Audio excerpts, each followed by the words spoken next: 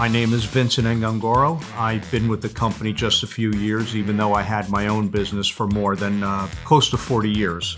My role here is a lot of different levels. I do estimating, some job supervision, and even some internal management, scheduling, that kind of thing. Different parts of the country have different weather conditions traditionally. Clearly, this has been changing a little bit over time in the Northeast. But that said, still, asphalt pavement is the number one choice for a driving surface, a parking surface, that sort of thing. Asphalt pavement is a much more flexible surface. It is not affected by road salt and chemicals. It provides a long-lasting surface, whether it's for residential or commercial use.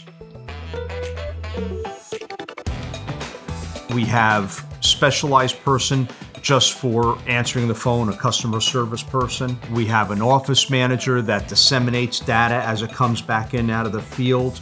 We collectively get together working on a schedule. The office manager communicates that back and forth to the clients. As the job is progressing, any questions that come in, we handle that depending on who's actually managing the project.